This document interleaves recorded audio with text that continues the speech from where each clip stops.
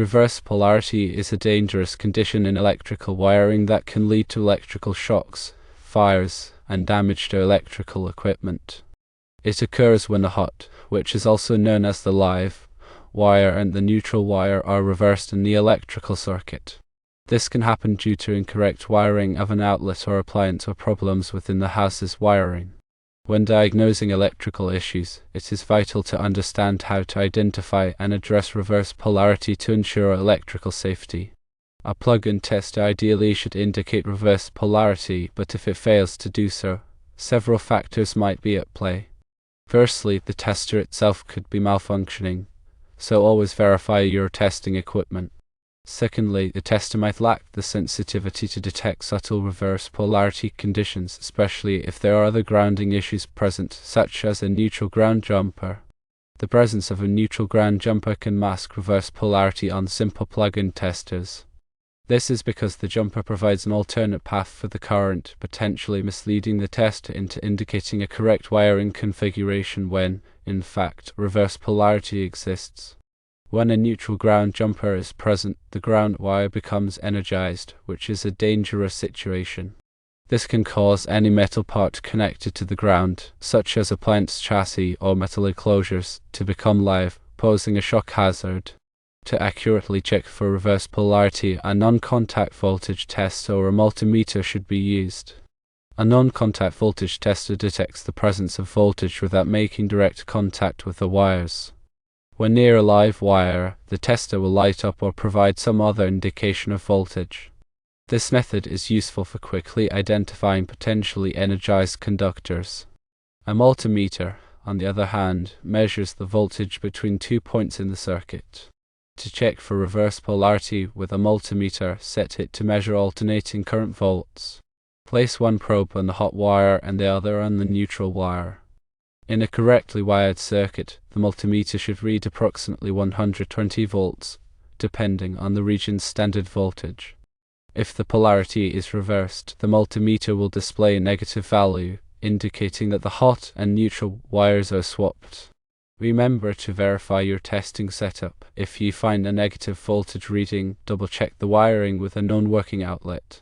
It is crucial to understand how a neutral ground jumper affects voltage readings.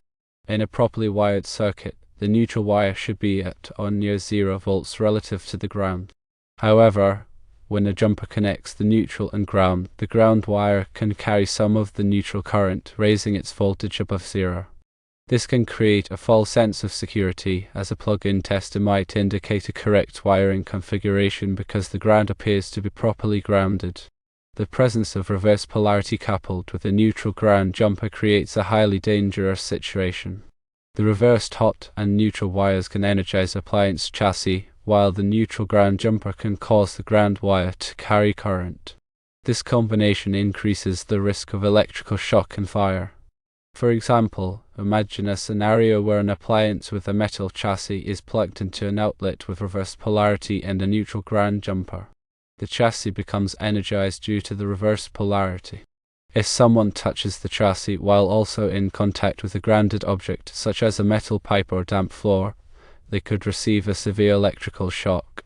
Furthermore, the increased current flow through the ground wire can overload the circuit, leading to overheating and potentially causing a fire. The National Electrical Code, or NEC, provides specific guidelines for electrical wiring and grounding to ensure safety. It is essential to adhere to these guidelines to prevent reverse polarity and other hazardous conditions. Key NEC sections related to this issue include Article 200, which covers the use and identification of grounded conductors, that is, the neutral wire. Article 250 addresses grounding and bonding requirements to ensure a safe path for fault current. And Article 406 focuses on the installation of receptacles and attachment plugs. Section 200.4 addresses the continuity of grounded conductors to ensure proper connections. Section 250.24 covers grounding service supplied alternating current systems to the grounding electrode system. Also, NEC Section 406.3 and 406.4 describes replacing existing receptacles to meet current safety standards. To ensure electrical safety in your home, It is recommended to perform regular inspections of your electrical system. Look for signs of damaged or frayed wiring, loose connections, and improperly installed outlets or switches. If you notice any of these issues or suspect reverse polarity, consult a qualified electrician. Electrical testing and troubleshooting require specialized knowledge and equipment. Attempting to fix electrical problems without proper training can be dangerous and may lead to serious injury or property damage.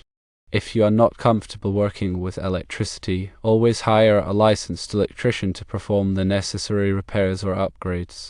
There are several steps you can take to prevent reverse polarity and other electrical hazards in your home. Firstly, always follow the manufacturer's instructions when installing electrical devices and appliances. Secondly, use a properly sized wire for all electrical connections. Thirdly, ensure that all outlets and switches are correctly wired according to the NEC guidelines. Finally, consider installing ground fault circuit interrupters, or GFCIs, in areas where water is present, such as bathrooms, kitchens, and outdoor locations. GFCIs are designed to detect ground faults, which can occur when current leaks from the hot wire to the ground. When a ground fault is detected, the GFCI will quickly trip the circuit, cutting off the power and preventing electrical shock. Understanding the dangers of reverse polarity and the importance of proper wiring and grounding is crucial for maintaining electrical safety in your home. By taking the necessary precautions and seeking professional help when needed, you can protect yourself and your family from electrical hazards. Always remember that electricity is powerful and can be dangerous if not handled properly. So, prioritize safety and consult with a qualified electrician if you have any concerns about your home's electrical system. For more detailed information on electrical safety, you can consult the NEC Handbook, which provides explanations and illustrations of the code requirements. Additionally, many online resources and training programs offer valuable information on electrical wiring and troubleshooting. Remember to always prioritize safety when working with electricity, and never hesitate to seek professional help if you are unsure about any aspect of your home's electrical system. Understanding the function of a plug-in tester is paramount. These testers are designed to quickly assess the wiring configuration of an outlet. They typically have 3 lights that illuminate in different patterns to indicate various wiring conditions, such as correct wiring, open ground, open neutral, open hot, hot neutral reverse, and hot ground reverse. However, it is crucial to recognize the limitations of plug-in testers. They are not foolproof and can be misleading, especially in situations with complex wiring issues. Firstly, plug-in testers only check the wiring at the receptacle itself. They do not test the entire circuit or identify problems upstream in the wiring. Secondly, as mentioned earlier, they can be fooled by neutral ground jumpers, which can mask reverse polarity. Thirdly, they may not detect subtle wiring errors or voltage fluctuations that can still pose a safety risk. Because of these limitations, it is essential to use plug-in testers as a preliminary assessment tool and to supplement them with more comprehensive testing methods, such as using a multimeter or consulting with a qualified electrician. When using a plug-in tester, carefully observe the light patterns and compare them to the tester's instruction manual to determine the wiring condition. If the tester indicates a wiring problem, do not attempt to fix it yourself unless you are a qualified electrician. Instead, contact a professional to diagnose and repair the issue.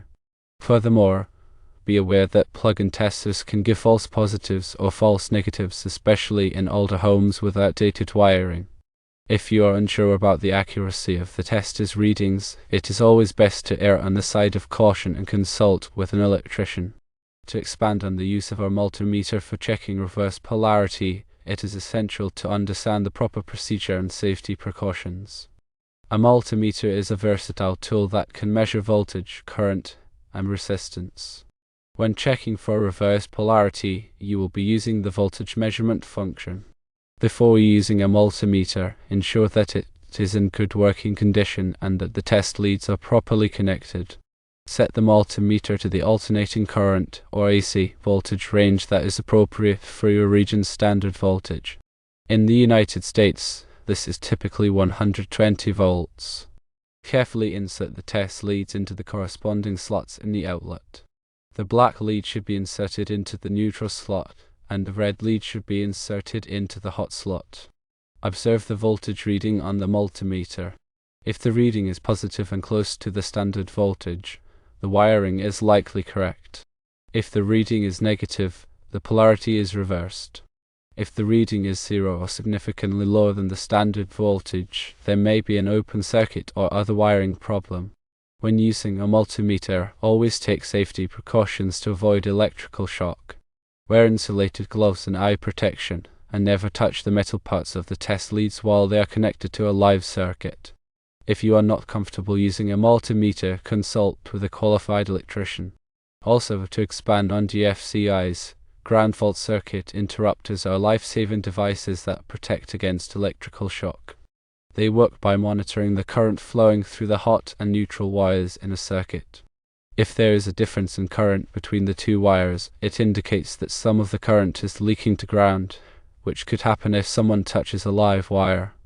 When a GFCI detects a ground fault, it quickly trips the circuit, cutting off the power and preventing electrical shock. GFCIs are typically installed in areas where water is present, such as bathrooms, kitchens, and outdoor locations. They can be installed as receptacles or as circuit breakers in the electrical panel. When installing a GFCI receptacle, follow the manufacturer's instructions carefully. Be sure to connect the wires to the correct terminals and test the GFCI after installation to ensure that it is working properly. GFCIs should be tested monthly to verify that they are functioning correctly. To test a GFCI receptacle, press the test button on the receptacle. This should trip the GFCI, cutting off the power to the circuit. Then press the reset button to restore power. If the GFCI does not trip when the test button is pressed, it may be defective and should be replaced.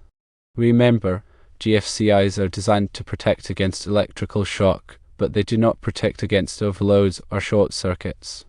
For overload and short circuit protection, you need circuit breakers or fuses. In addition to reverse polarity, there are other common electrical wiring problems that can pose a safety risk. One common problem is open ground, which occurs when the ground wire is not properly connected. This can happen if the ground wire is broken, disconnected, or improperly installed. An open ground can prevent electrical shock protection, as the ground wire is designed to provide a safe path for fault current to flow back to the source. Another common problem is open neutral, which occurs when the neutral wire is not properly connected. This can cause voltage fluctuations and can damage electrical equipment. A third common problem is overloaded circuits, which occur when too many devices are plugged into a single circuit. This can cause the circuit breaker to trip or the fuse to blow. Overloaded circuits can also lead to overheating and potentially cause a fire. It is essential to address electrical wiring problems promptly to prevent electrical shock, fire, and damage to electrical equipment. If you notice any signs of electrical wiring problems, such as flickering lights, sparking outlets, or tripped circuit breakers, consult with a qualified electrician. They can diagnose the problem and make the necessary repairs to ensure electrical safety in your home.